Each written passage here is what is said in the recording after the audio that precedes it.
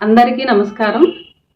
జగద్గురు అయిన శ్రీకృష్ణ భగవానుడికి నమస్కారాలు తెలియజేసుకుంటూ ఈరోజు భగవద్గీతలోని సాంఖ్యయోగంలో 21 శ్లోకం గురించి వివరించి తెలుసుకుందాం.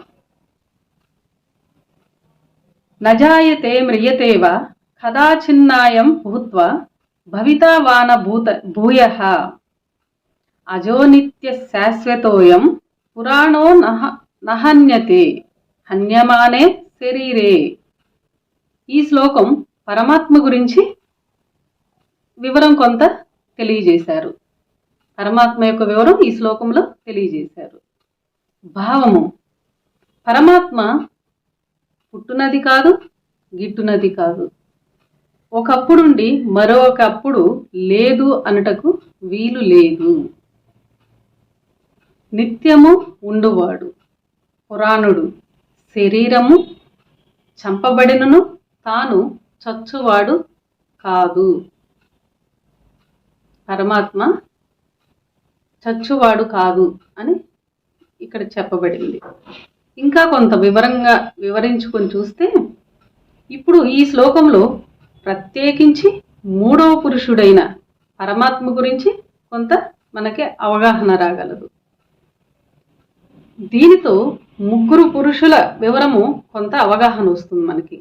పరమాత్మ అనున్నది ఆత్మ జీవాత్మ వలె మరణము పొంది నాశనము కలవాడు మాత్రం పరమాత్మ కాదు. ఒక చోట ఉండి మరొక చోట లేనివాడు కాదు.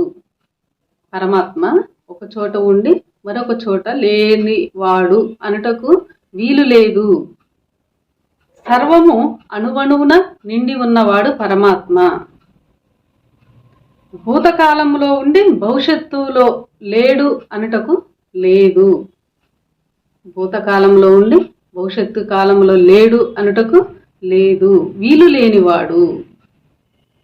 ఎప్పటి నుండో కలడో, పరమాత్మ ఎప్పటి నుండి కలడో తెలియదు.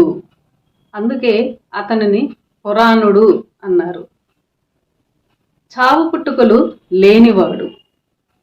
పరమాత్మ చావు పుట్టుకలు లేనివాడు. ఎప్పటి నుండి ఉన్నాడో తెలియనివాడు కనుక అతనిని పురాణుడు అన్నారు. బయట బయలులోను వస్తువు యొక్క అణువునువులోను కలవాడు. శరీరము లోపల వ్యాపించి శరీరము బయట వ్యాపించి అణువణువున వ్యాపించి ఉన్నవాడు పరమాత్మ.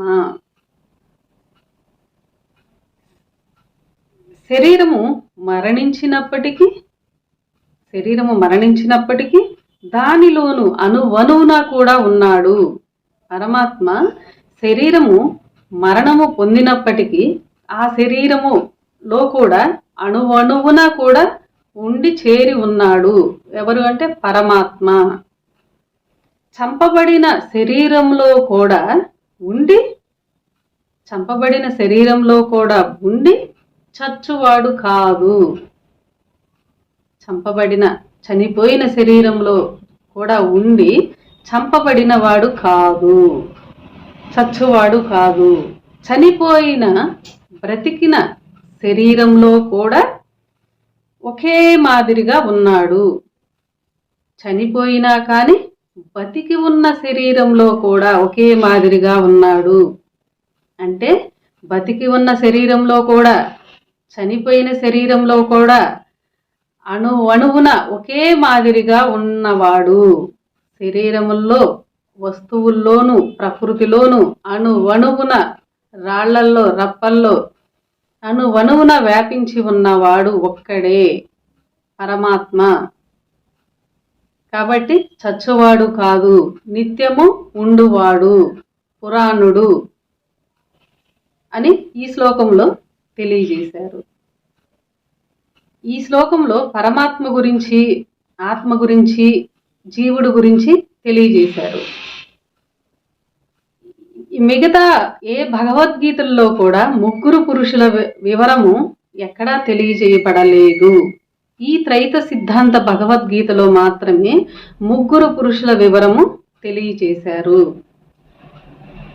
ఎందుకు అంటే మనకి అర్థం చేసుకునే అవగాహన లోపము, చెప్పేవాళ్ళు అవగాహన లేకుండా అర్థము కాకుండా చెప్పారు గనకే మనకి ఇంతవరకు ముగ్గురు పురుషుల వివరము భగవద్గీతలో వివరించి చెప్పలేదు. కాబట్టి ఈ శ్లోకము పరమాత్మ గురించి తెలియచేశారు.